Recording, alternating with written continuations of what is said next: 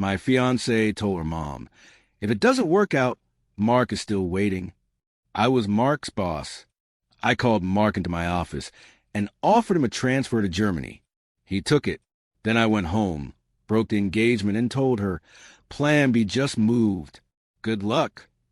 And honestly, I still don't know whether the way everything unfolded makes me the villain, the idiot, or the only sane one in a room full of people who thought love was something you kept only if you had a spare copy in your back pocket. I'll tell it the way it happened, in the same messy, breathless way I lived it. Because the whole thing still feels like I'm replaying some chaotic movie where the characters aren't smart enough to realize how dumb they look. And somehow, I'm the poor guy who didn't realize he was cast as a dependable placeholder boyfriend in somebody else's settle-later plan. It all really began one random Thursday night. The kind of night where nothing special is supposed to happen, but that's always when life throws a sucker punch. We were at her parents' house for dinner.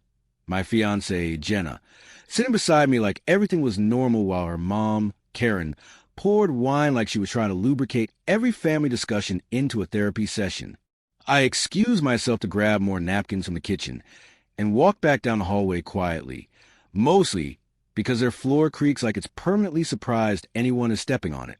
That's when I heard it, Jenna, whispering to her mom, slightly giggling, the way she laughs when she's downplaying something serious. I mean, even if things don't work out with Evan, I know Mark still has feelings for me, she said, and my chest tightened like somebody had jammed a fist between my ribs. Her mom actually snorted, that weird laugh older women get when they're being both judgmental and accidentally supportive. Sweetheart, you should always have options. Marriage is stability, not romance. You pick what makes sense long term. And my fiancée, my future wife, the person I thought loved me enough to commit to forever, replied, Exactly. Evan's safe. He's good. But Mark, he and I always had something, you know? And he still would if I wanted it. I stood there frozen, napkins in hand, listening like an idiot who just found out he was the last to know he was playing a game he didn't even sign up for. I walked back into the dining room as if my entire world hadn't just been flipped inside out, and Jenna smiled at me like she hadn't just downgraded me to her emotional insurance policy. I didn't say anything that night.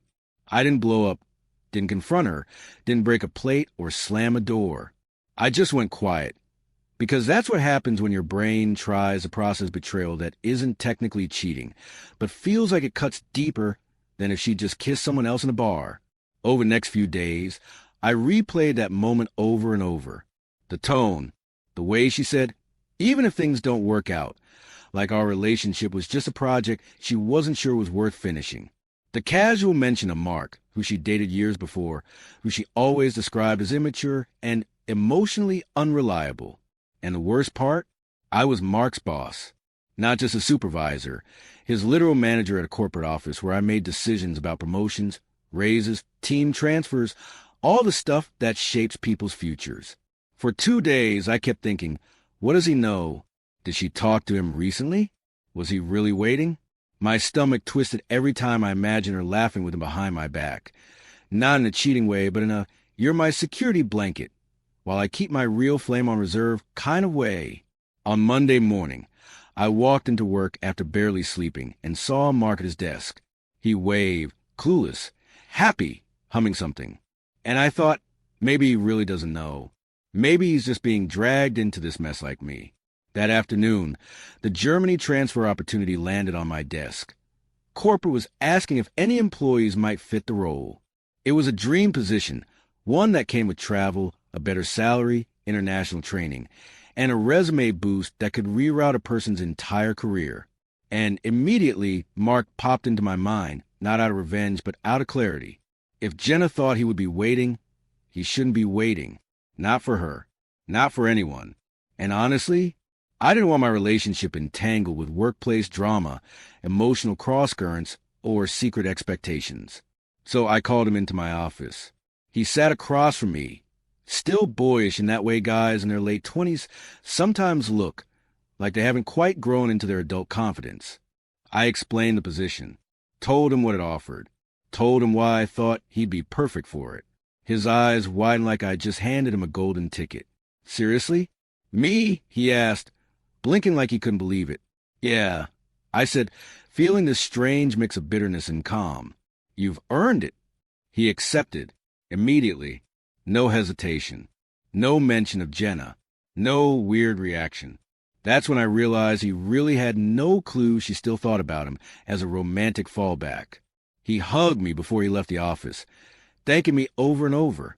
And for the first time in 72 hours, something in me felt lighter, not vindictive, not triumphant, just settled. I didn't owe anyone silence anymore. That evening, I drove home early.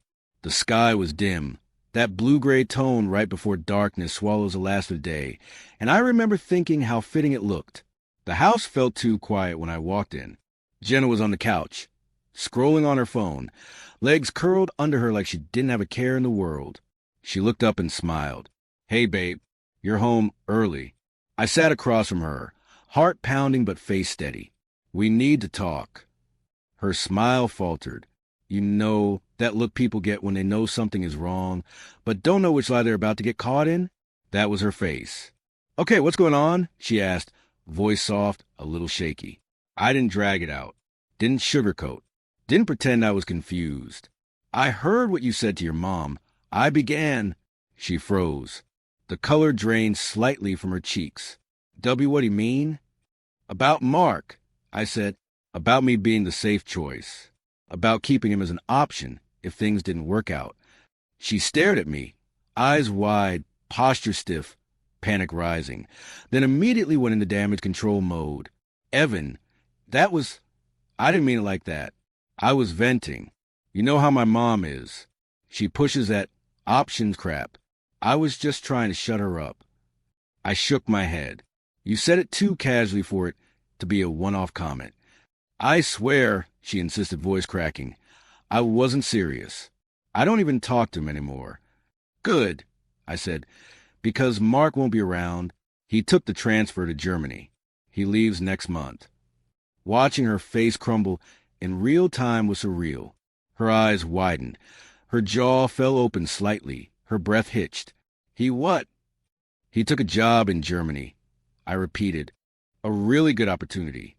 "You offered it to him," she whispered, realization hitting her like cold water. You did that because of me." I didn't blink.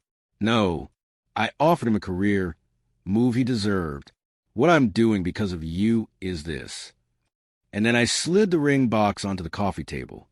She stared at it like it was a bomb. "Evan!" "Please don't. Plan B just moved," I said quietly. "Good luck." She burst into tears instantly, the loud, hysterical kind that sounds like grief mixed with disbelief. She grabbed my arm, begging, insisting she didn't mean it, that she loved me, that she was stupid, that she didn't know why she said that to her mom, that she didn't want Mark, that he didn't mean anything anymore. But here's the thing. It wasn't about Mark. It was about the fact she needed a backup at all. It was about the fact she didn't choose me for me. She chose me for safety, convenience, predictability. I don't want to be the guy someone settles for because he's good enough. I want to be the guy someone chooses because they can't imagine anyone else. I told her that. She kept crying. She said she made a mistake. Said she was scared of commitment. Said she always felt like she needed a fallback because her parents raised her to believe relationships were fragile. Said she didn't know I'd ever hear it. Said she never meant to hurt me. But once you hear someone say you're their safe option, you can't unhear it. It echoes. It digs. It rots everything you thought you had. That night, I packed a duffel bag and stayed at my friend Daniel's place. Jenna called me 17 times. Texted nonstop. Her mom texted too, mostly calling me dramatic and immature, accusing me of torpedoing the life stability her daughter deserved, which only confirmed everything I already knew. They didn't love me. They loved what I represented. The next week was chaos. Jenna showed up at my work parking lot twice, once crying, once angry. Her mom sent me a 4-page email calling me a selfish man who didn't understand how relationships worked. My own parents were shocked, hurt, supportive, confused, all at the same time. As for Mark, he stopped by my office 2 days before his transfer papers finalized. He'd heard from someone that Jenna and I broke things off. He looked uncomfortable as hell when he stepped in. "I heard things ended," I didn't know why, and someone mentioned, my name came up. I just want to say I had no idea about anything. I nodded. I know. You didn't do anything wrong. He exhaled with relief, so hard his shoulders dropped. Okay, good. I didn't want there to be bad blood. I shook his hand and wished him luck in Germany. And I genuinely meant it. The day he left, Jenna called again. This time her voice wasn't angry or desperate. It was small, defeated. He's gone, she whispered. I didn't reply. Evan, I didn't love him anymore, she said quietly. But I wasn't brave enough to believe someone like you actually wanted me. That's why I kept a safety net. Not because I wanted it, but because I was scared. Her voice broke. But I did love you. I still do. And I ruined everything. And maybe she did love me. Maybe she loved me in the limited way she understood love, shaped by a mother who treated relationships like retirement plans. But love mixed with insecurity and backup plans isn't love I can trust. I didn't go back. I won't go back. The engagement is over. The ring is boxed. The lease is in my name alone again. Mark is in Germany thriving. And me? I'm not perfect. I'm not pretending I handled everything flawlessly. Maybe some people will think offering Mark the transfer was vindictive. Maybe some will think breaking up without a long conversation was impulsive. Maybe I look petty. Maybe I look cold. But I know myself. I know what I want. And I know this. I would rather be alone than be anyone's safe choice.